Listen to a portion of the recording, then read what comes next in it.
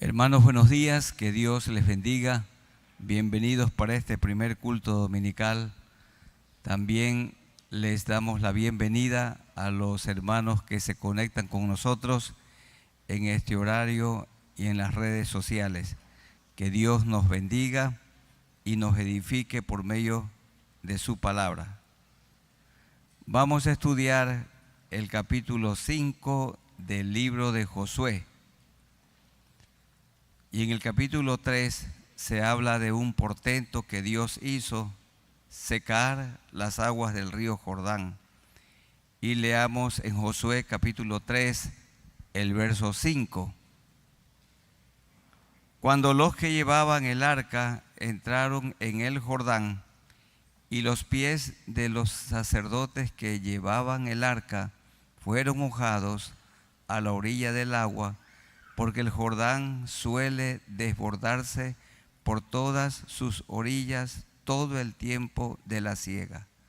Las aguas que venían de arriba se detuvieron como en un montón, bien lejos de la ciudad de Adám, que está al lado de Zaretán, y las que descendían al mar del Arabá, al mar salado, se acabaron y fueron divididas, y el pueblo pasó en dirección de Jericó.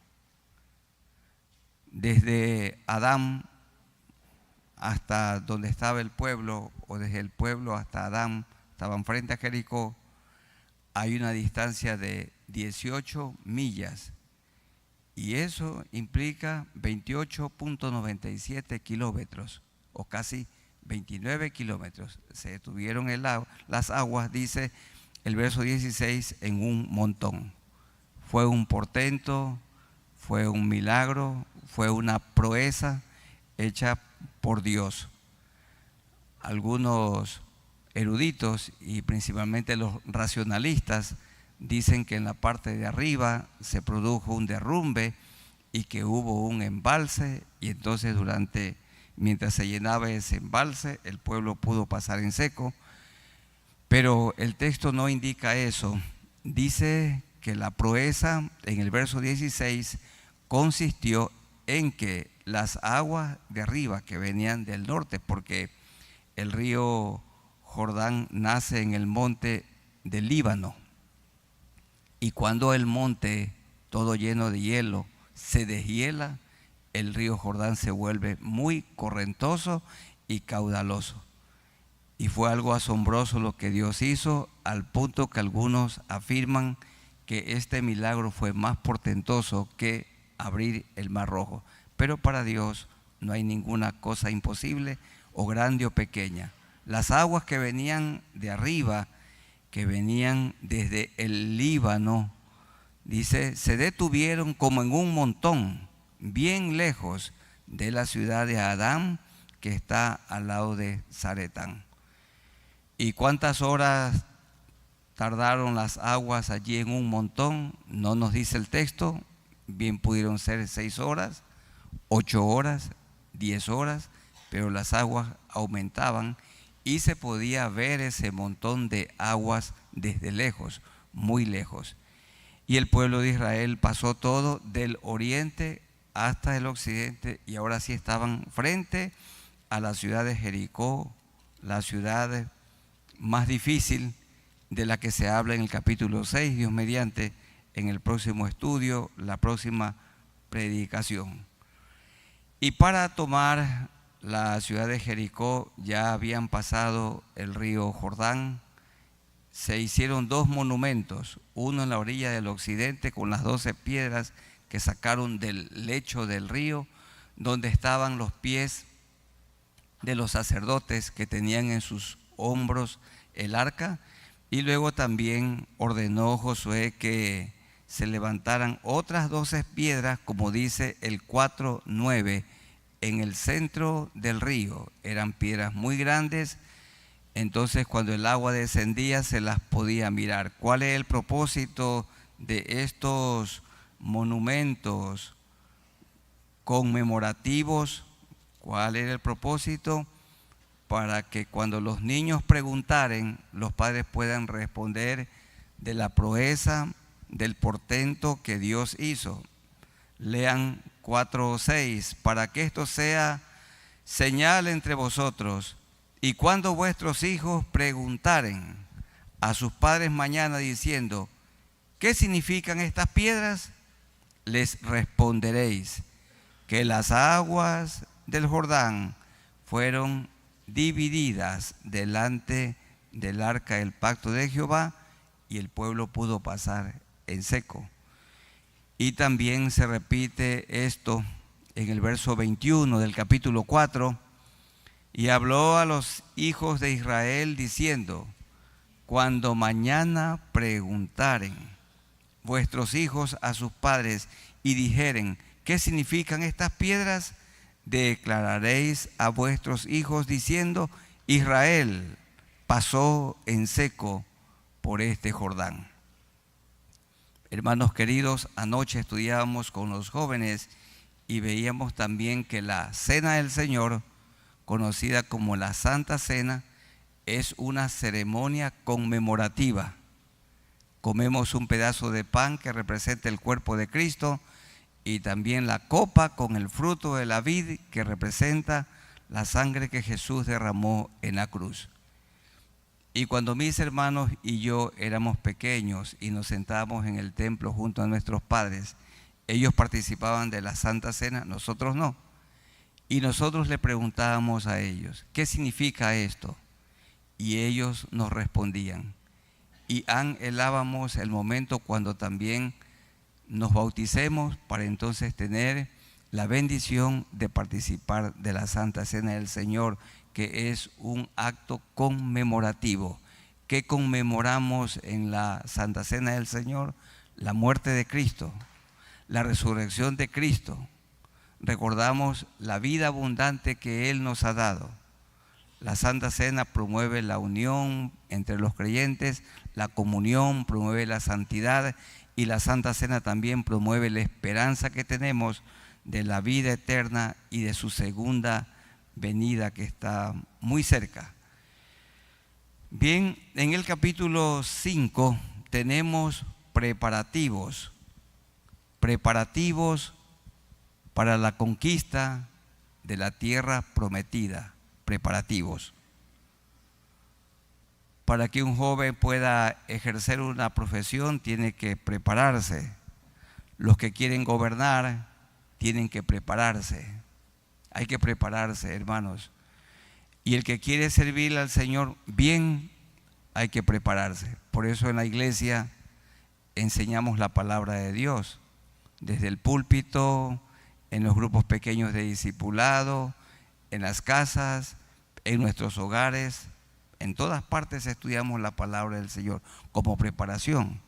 Y también tenemos entre nosotros una extensión del Seminario Bíblico Alianza del Ecuador para que los hombres y mujeres, jóvenes y adultos, jóvenes o ancianos, puedan prepararse para que le sirvan al Señor de acuerdo al don y talento que el Señor le ha dado. La preparación es para todos, no solo para los pastores, maestros, evangelistas, misioneros, no.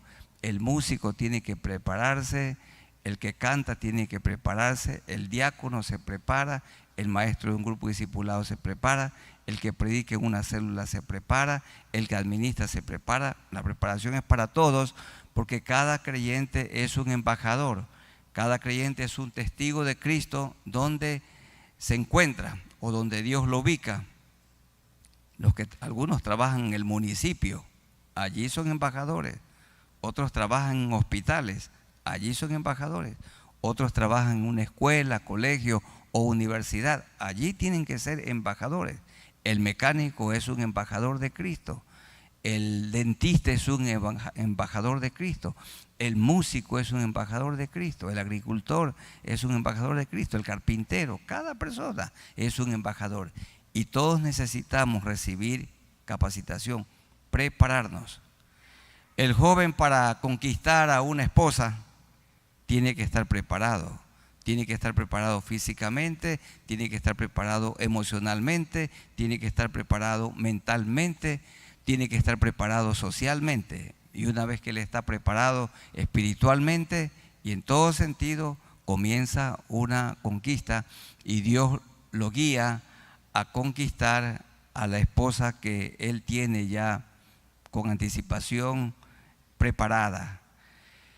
¿Y para qué esta preparación? Para lo del capítulo 6, la toma de Jericó. Ese sería un hecho grandioso, portentoso, y demandaba preparativos. Dios preparó a su pueblo espiritual, física y militarmente antes de darle la victoria. La clave es la consagración, la obediencia y la presencia divina en medio de ellos.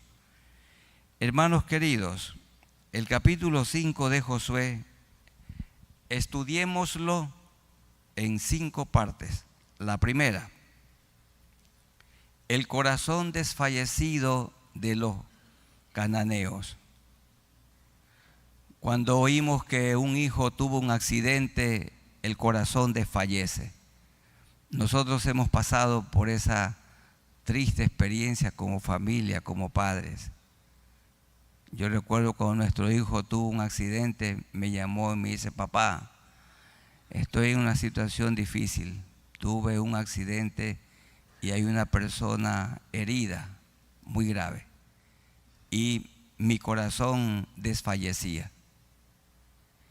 Y cuando uno oye de un hermano que tiene una enfermedad, y es una enfermedad para la que los médicos han dicho no hay remedio, el corazón desfallece. Yo no sé, solamente me imagino, pero cuando a una esposa le cuentan que su esposo no le es fiel y que hay datos bien certeros que demuestran que él anda con otras mujeres, ¿cómo se siente el corazón de la esposa? Desfallecido. Yo creo que he visto a mujeres llorar y me parece que se quieren morir, porque no es para menos. El corazón desfallece. Y ustedes solamente pueden imaginar la noticia cuando los padres piensan que con su hijo todo va bien, pero le informan que su hijo anda en la droga. Es que es difícil salir de ese vicio. Es terrible. O se ha hecho parte de una pandilla. Hoy se ha hecho parte de un grupo peligroso. Un grupo mafioso o lo que sea. Y eso es terrible. Son noticias que desfallecen. Yo sí, nosotros como familia sí hemos recibido noticias en el que nuestro corazón parece que desfallecía. Y eso sucedió con el corazón de los cananeos. Ellos no tenían temor de Dios. Vean el versículo 1, que es un versículo largo, muy largo. Cuando todos los reyes de los amorreos que estaban al otro lado del Jordán, al occidente, y todos los reyes de los cananeos que estaban cerca del mar, oyeron cómo Jehová había secado las aguas del Jordán delante de los hijos de Israel hasta que hubieron pasado.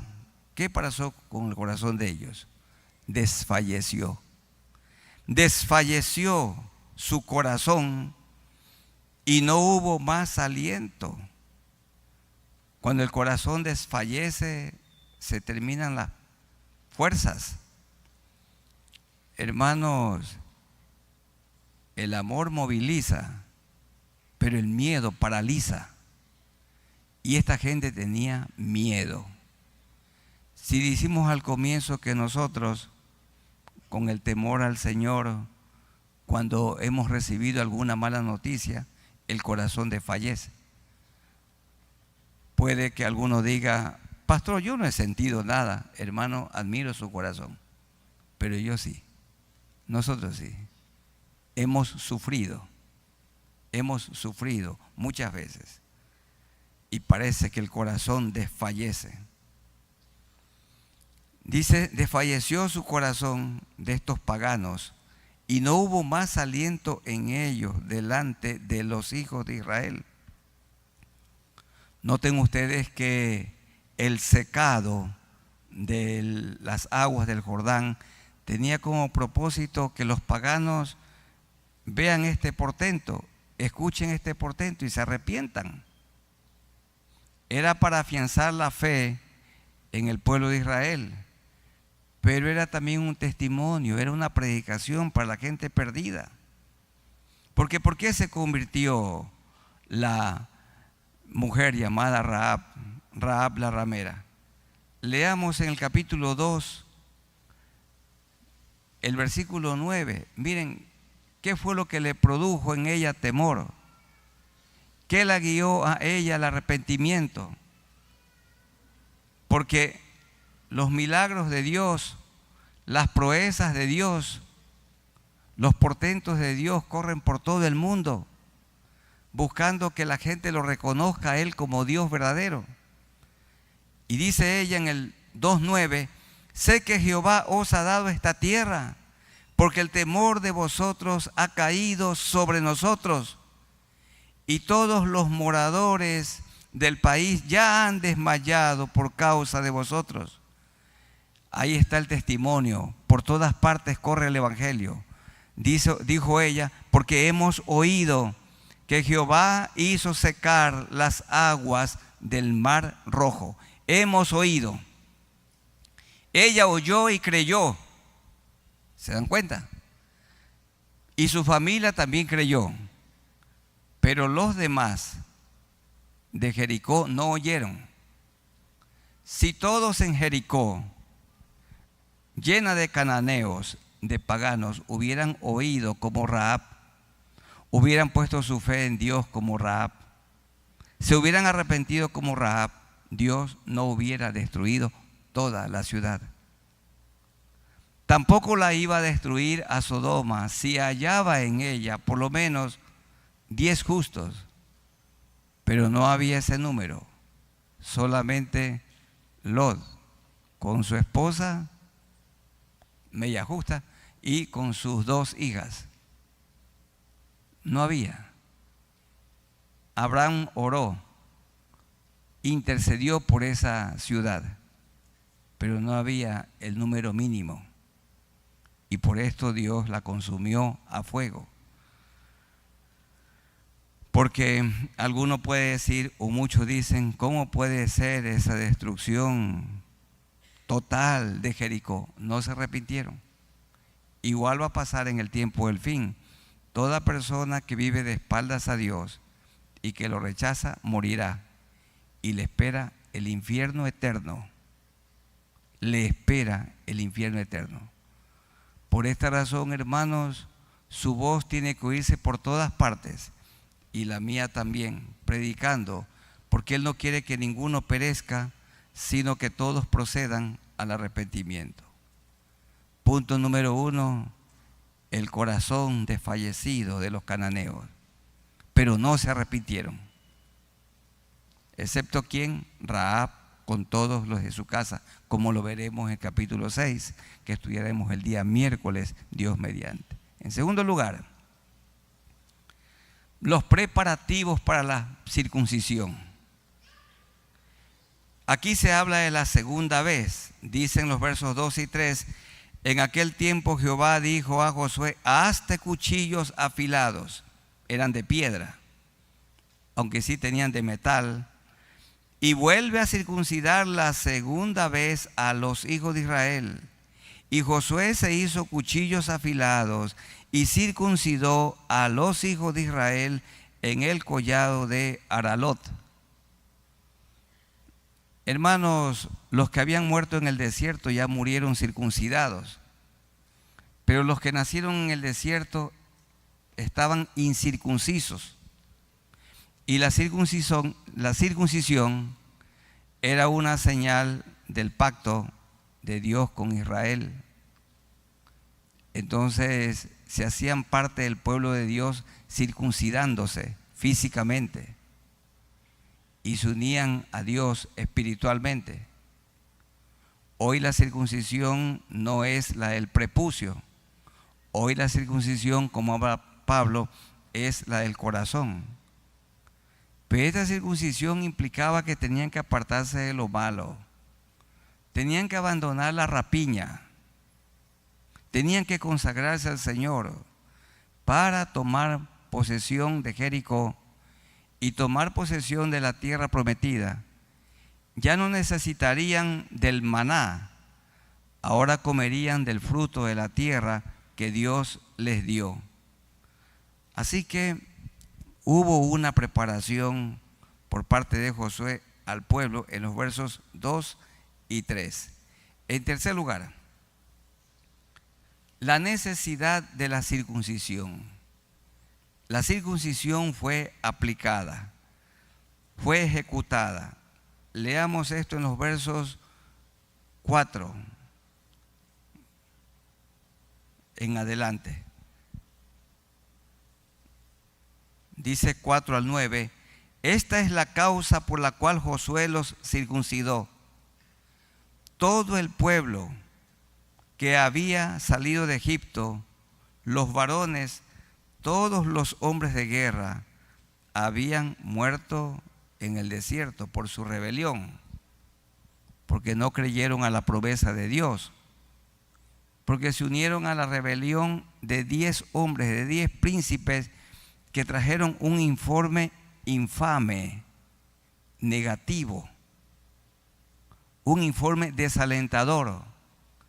Solamente 2 personas dieron un informe bueno, lleno de fe y esperanza, Josué y Caleb. Y por eso ustedes notarán que cuando Josué mandó espías para reconocer ahora Jericó, no mandó a 12. ¿A cuántos mandó? Solo a 2. Y algunos estudiosos dicen que uno de ellos era el mismo, ya viejo, Caleb. Uno era el viejo Caleb y otro Eleazar, el sumo sacerdote, pero el texto bíblico no dice nada de eso. Lo que sí pueden estar ustedes seguros, yo estoy completamente seguro, eran hombres probados, eran hombres buenos, eran hombres que tenían fe en Dios. Así que no había para qué mandar a 12, sino solo a 2. Algunos piensan que un pastor debe tener a su alrededor unos 12 pastores.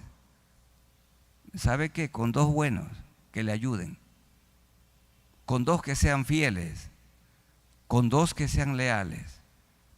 Y a veces yo he tenido la bendición de trabajar en esta iglesia hasta con 7, pero no se necesitaban 7. Era el propósito de que estos pastores asistentes se preparen, aprendan, alcancen la madurez para que luego vayan a otros lugares a replicar lo mismo, porque el evangelio tiene que ser expandido. Y a veces uno piensa, pero estamos muy pocos. Hermanos, ya Josué aprendió la lección, no envió a 12, solamente a 2. En la iglesia pocos son los entregados y pocos son los dedicados.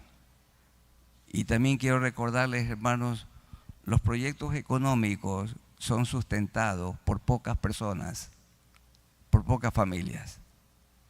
Aquí mismo ustedes respondan en su corazón, ¿soy parte de este proyecto de Dios? ¿Lo hemos sustentado toda la vida? ¿Lo estamos sustentando? Y yo estoy seguro que hay muchísimos que en su corazón tienen que responder que no. Que no. Pero hay pocas familias que han sido fieles y que son fieles y que seguramente serán fieles hasta su muerte. Con ellos se ha hecho la obra. ¿Con quiénes se hace la obra? Con los pocos fieles. Con los pocos fieles. Las iglesias suelen ser muy numerosas, abultadas, pero la gente fiel es poca, es un pequeño grupo solamente. Ya Josué no envió a 12 espías, solo envió a 2 hombres de fe. Y cuando un pastor tiene una visión, se la comparte a esos hombres fieles, a esos pocos. Y si esos pocos lo apoyan, con ellos se hace la tarea. El pueblo tenía que circuncidarse de nuevo. ¿Por qué? Porque toda esa gente rebelde, toda esa gente con poca fe, murieron en el desierto. El Señor no les permitió entrar. Dice el verso 5, pues todos los del pueblo que habían salido estaban circuncidados, mas todo el pueblo que había nacido en el desierto por el camino, después que hubieron salido de Egipto, no estaba ese pueblo circuncidado, porque los hijos de Israel anduvieron por el desierto 40 años de peregrinaje, hasta que todos los hombres de guerra que habían salido de Egipto fueron consumidos. ¿Por qué? Por cuanto no obedecieron a la voz de Jehová, por lo cual Jehová les juró que no les dejaría ver la tierra de la cual Jehová había jurado a sus padres que nos la daría, tierra que fluye leche y miel. Esa era la tierra prometida. No entraron por la negatividad. La negatividad es 10-2, una goleada. Es 10-2. A mí siempre me muestra eso, que la mayoría de la gente es negativa y tiene poca fe en Dios. Si solo tuviéramos fe como un grano de mostaza, pero mire que me involucra y no tenemos. Dios haría proezas, pero no hacemos, culpamos a otros. No, es porque nos falta fe, fe en Dios. Todo este pueblo sin fe murió en el desierto, no obedecieron, dice. Y sigue el verso 7.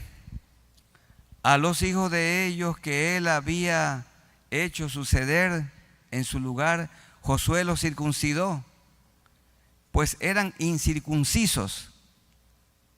Dicho de otra manera, era como que no se habían arrepentido, no se habían consagrado, porque no habían sido circuncidados por el camino. Y Moisés, el gran líder, se había olvidado, no lo había ejecutado. Todo niño al nacer tenía que ser circuncidado, pero lo postergaron, no lo hicieron. Hermanos, las reuniones menos asistidas, ¿cuáles son? Las de oración. ¿Cuál es el culto que a Dios más le agrada? El de oración. Y yo les invito para que los viernes, algunos se están incrementando, viernes a las 7, vengamos 2 horas para orar a Dios. Y seguro que Dios los va a bendecir. Claro, tenemos nuestros tiempos de oración en cada hogar. Dice el verso 9, y Jehová dijo a Josué, hoy he quitado de vosotros el oprobio de Egipto, el pecado de Egipto, la lacra de Egipto, la rapiña, por lo cual el nombre de aquel lugar fue llamado Gilgal hasta hoy. Y ahí abajo está en la Reina Valera lo que significa ese nombre, rodar, o algo así como cortar. Allí se produjo la circuncisión. Pero Dios habla por medio de Pablo de la circuncisión que ustedes y yo necesitamos hoy. En el libro de Romanos, vamos a buscar Romanos, el capítulo 2. Leamos los versículos 25 al 29 de Romanos, capítulo 2. Romanos 2, 25 al 29 dice así: pues en verdad la circuncisión aprovecha si guardas la ley, pero si eres transgresor de la ley, tu circuncisión viene a ser incircuncisión. Si pues el incircunciso guardase las ordenanzas de la ley, guardare, ¿no será tenida su incircuncisión como circuncisión? Y el que físicamente es circuncidado, eso pensaba el pueblo de Israel, y pensaban también los fariseos del tiempo del Señor, que porque eran circuncidados físicamente y porque descendían de Abraham, ya eran parte del pueblo de Dios. Y Jesús les dijo que no, que son los que han experimentado el nuevo nacimiento.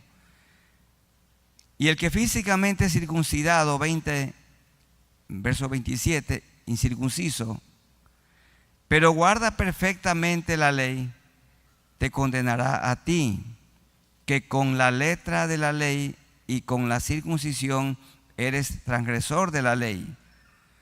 Pues no es judío el que lo es exteriormente, el circuncidado, ni es la circuncisión la que se hace exteriormente en la carne.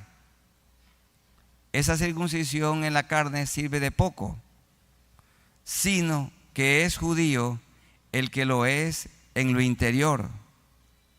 Y la circuncisión tanto para los gentiles, nosotros, como para los judíos, y la circuncisión es la del corazón, en espíritu, no en letra, la alabanza del cual no viene de los hombres, sino de Dios.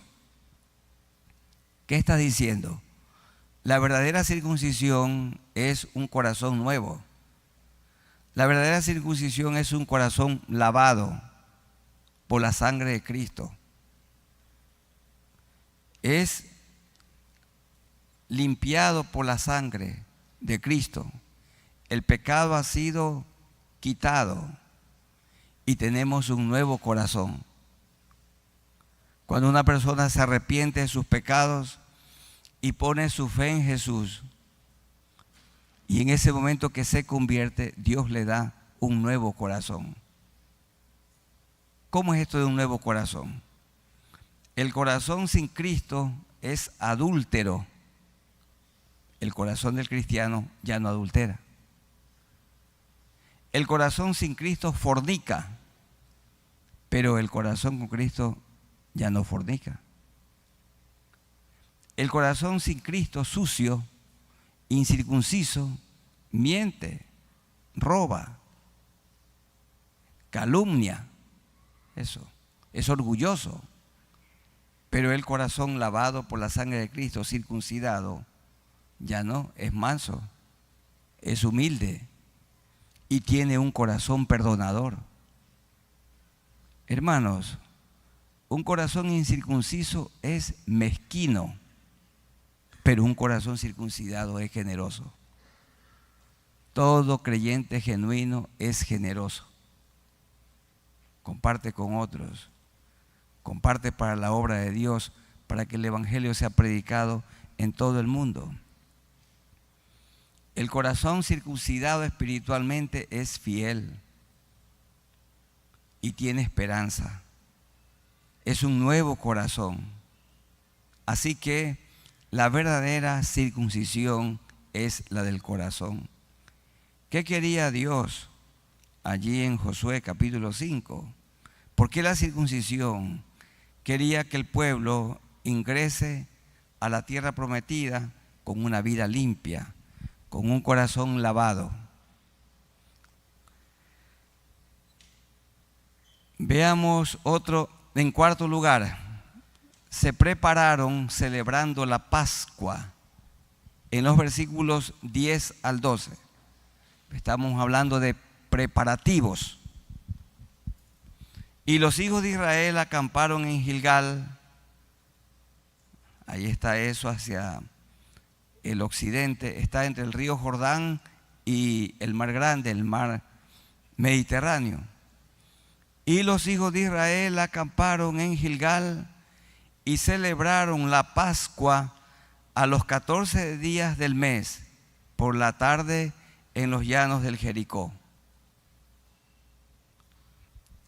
¿Qué celebraban en la Pascua? La salida grandiosa de Egipto, de la esclavitud de 420 años. En la Pascua cada familia mataba un cordero, y el cordero inocente moría en lugar del hombre culpable.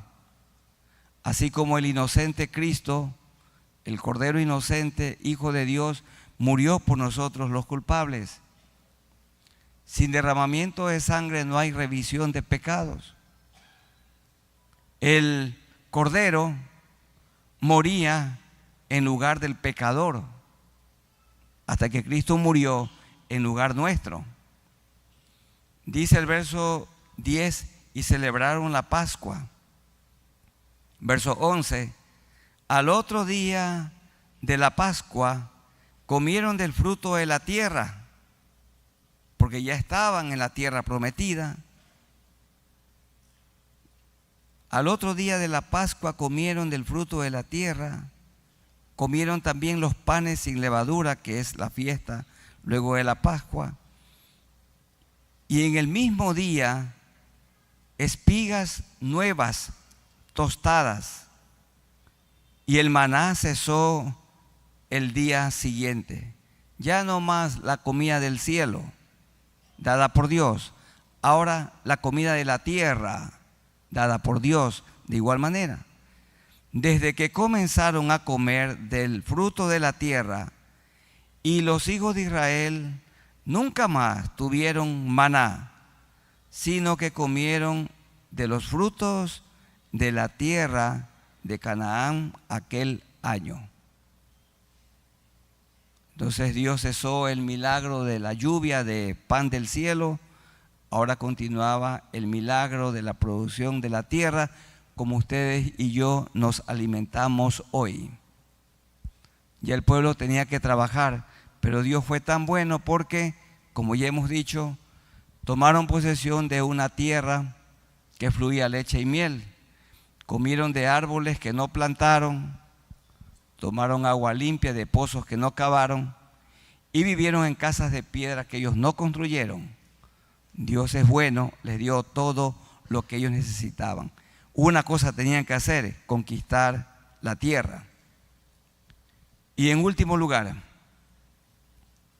la sumisión de Josué hacia el príncipe del ejército de Jehová. Este es Cristo mismo. Aquí tenemos en los versos 13 al 15 una cristofanía. ¿Qué es una cristofanía? Una aparición de Cristo en el Antiguo Testamento. Leamos los versículos 13 al 15. La sumisión de Josué. Estando Josué cerca de Jericó, alzó sus ojos y vio un varón que estaba delante de él, el cual tenía una espada desenvainada en su mano. Y Josué, obvio, que velaba por todo el pueblo, lo enfrentó.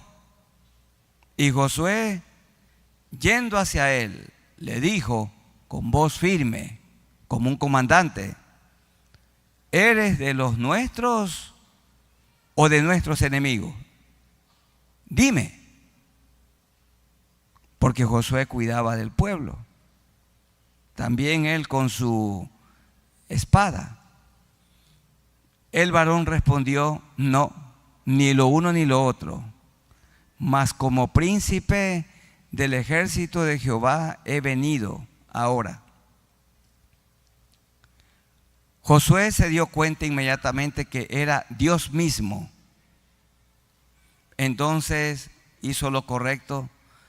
Josué, postrándose sobre su rostro en tierra, en humillación, en obediencia. ¿Qué hizo? Le adoró y le dijo: ¿qué dice mi señor a su siervo? Y hermanos, allí le dijo qué estrategia usar. ¿Qué dijo? ¿Qué dice mi señor a su siervo? Y ahí le dijo: mira, la toma de Jericó va a ser de la siguiente manera. Durante 6 días todo el pueblo dará una vuelta, y en el 7º día darán 7 vueltas. Entonces son 13 vueltas en total. Esa estrategia se la dio el varón de Dios a Josué, allí postrado. Dice el verso 15: y el príncipe del ejército de Jehová respondió a Josué: quita el calzado de tus pies, porque el lugar donde estás es santo. Es decir, la tierra que Dios le ofreció a Abraham, Isaac y Jacob.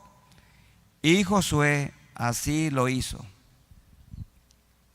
Hermanos, ¿por qué la presencia de este varón de Dios? ¿Por qué Dios mismo se le apareció a Josué? ¿Por qué? Porque Dios quería que Josué se mantenga humilde y en obediencia. Y le estaba recordando lo que le estaba diciendo Dios era: mira, Josué, la gran victoria de la toma de Jericó no será tuya, es mía. No vayas a pensar que es por tu fuerza, por tu estrategia, por tu habilidad, por tu gran ejército. No, la victoria es mía. Y el Señor le ordenó a Josué que usara una estrategia no convencional. No fue ni con espadas ni con lanzas, porque los muros cayeron por el poder de Dios. Le está recordando Dios a Josué: mía es la victoria, mío es el logro, los méritos son míos. Jóvenes queridos, cuando ustedes se gradúen, no digan por mi esfuerzo, no digan eso. Es la plata que me dio mi padre, yo me esforcé, yo sudé. No diga eso.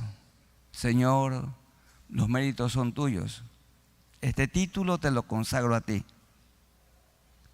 Esta casa que estamos inaugurando, Señor, es por méritos tuyos. Tú nos la diste. Hermanos, ¿de quién es el mérito de tener este hermoso lugar de reunión? Dios, un solo nombre. Alguien dijo una ocasión en un lugar: el templo que el pastor David ha hecho. Yo no he hecho ningún templo. Es Dios usando a su iglesia. Ningún pastor construye nada. Es Dios. Los méritos son de Él. Dicen, ese pastor tiene una iglesia que es grande. Ningún pastor tiene ninguna iglesia. El dueño de la iglesia es Dios, Cristo. Él la compró a precio de sangre. Los méritos no son de los hombres. El mérito es de Dios. Sabiendo Dios que el orgullito se le podía pegar a Josué, miren cómo se le presentó. Porque ahí estaba Josué bien plantado, bravito, bien firme. Le dice: ¿y tú eres de los nuestros? O dime. No le dijo ni el uno ni el otro. Solo te vengo a recordar que la victoria sobre Jericó no será tuya, sino mía. Los méritos son de Cristo. La gloria es de Él. No es su talento, no es su habilidad, hermanos queridos. La verdadera batalla no es ganada por la fuerza humana, sino por la presencia y dirección de Dios. La victoria no sería de Josué, sino del Señor. Esto le recordó Y Josué lo atendió bien y le sirvió para que no se pusiera como pavo real, para que no se engrandeciera y permitiera que la gente le echara un poco de flores. Dios lo ubicó y Josué muy bien. Miren el verso 14 otra vez. Entonces Josué, postrándose sobre su rostro en tierra, le adoró. ¿Cuántos jóvenes que en estos días han recibido el título han hecho como Josué? Se han postrado en tierra, se han arrodillado y dicho: Señor, mira, esto tú me lo diste. Cuando una familia compra un vehículo nuevo, usado, lo que sea, qué bonito es arrodillarse y decir: Señor, tú nos diste este vehículo y aquí en este vehículo te vamos a servir. Qué bonito es cuando se inaugura una casa y decir: Señor, tú nos la diste. Los méritos son tuyos. Todo es de Él y también para Él. De los versículos estudiados, que son 15, ¿cuáles piensan ustedes que son los claves? El texto clave es Josué 5, 13 al 15. Dios manda, Dios gobierna, Dios reina, y todo es de Él, por Él y para Él. He oído en estos días que dicen la ciudad de Milagro están en manos de unas personas y nombran ahí unas letras. Hermanos, ¿qué les pasa? No, esta ciudad está en manos del Señor Jesucristo. El Ecuador está en manos del Señor Jesucristo. Él gobierna, Él reina, Él es soberano. Y algunos hermanos dicen: no, tranquilo, que esa persona que gobierna en ese lugar es pana mío. Hermano, no va a confiar usted en ningún hombre. ¿En manos de quién está la ciudad de Milagro? De Dios. Y usted ande por todos lados sin temor. Y yo sin temor. Dios la gobierna. Aquí hay mucho pueblo cristiano. En Él confiemos. Él nos protege. Él nos guarda. Él es el Dios verdadero. Vamos a ponernos de pie y vamos a orar al Señor.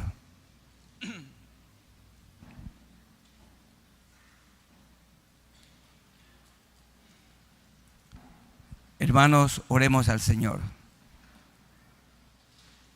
Dios nuestro, a ti nos acercamos por medio de Jesucristo, nuestro único Salvador. Gracias por el estudio de este capítulo 5 del libro de Josué. Los preparativos para la conquista de la tierra prometida. El corazón de los cananeos había desfallecido y era necesario que se circunciden, que quiten el oprobio de Egipto. Significa abandonar el pecado, las prácticas idolátricas de Egipto. Debían vivir una vida nueva. Se circuncidaron. Y a nosotros, Señor, tú nos has circuncidado el corazón. Y si nuestro corazón está circuncidado, entonces nuestra vida tiene que ser como la de Jesús. Ayúdanos a vivir aquí en la tierra como Jesús aquí vivió, a andar como Él anduvo, a hablar como Él habló, predicar como Él predicó, y perdonar, Señor, y amar a los enemigos como Él los amó. Así también nosotros. Ayúdanos, Señor. Y te pedimos también que tú obres en este momento. Hay aquí hermanos que no están con una vida consagrada. Se pueden consagrar en este momento al Señor. Allí de pie, mi hermano, mi hermana, confiésele al Señor si hay algún pecado en su vida. Díganle: Señor, yo te confieso mis maldades. Reconozco que no estoy viviendo una vida agradable delante de ti. Y te confieso mis pecados, mis maldades. Y también oramos por algún amigo o amiga aquí de pie, o si está conectado o conectada por internet.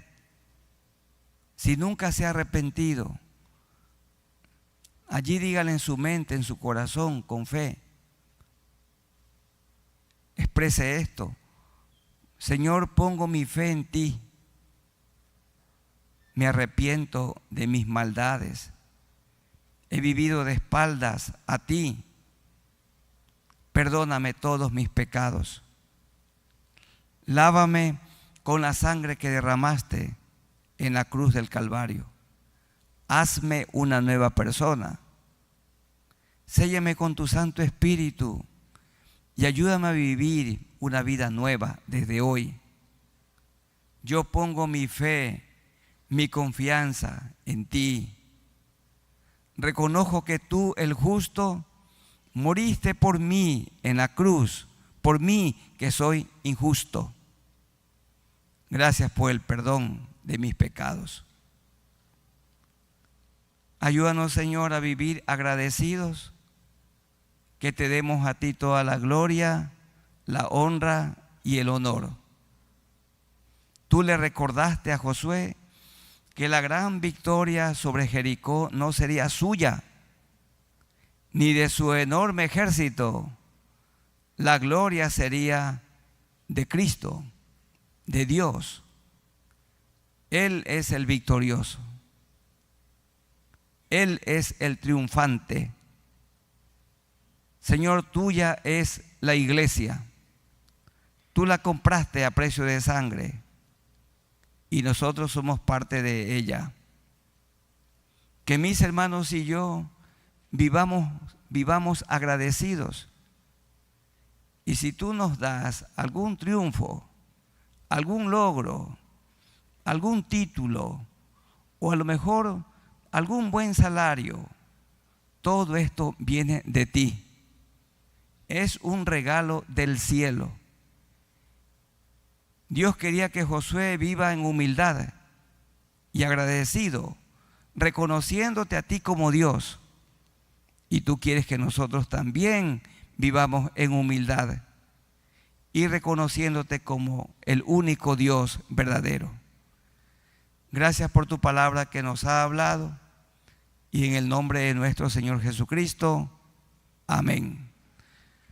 Tomen asiento, hermanos, que el Señor les bendiga, y a los que se han conectado con nosotros, que Dios les bendiga, y les damos un abrazo en el amor de Jesucristo.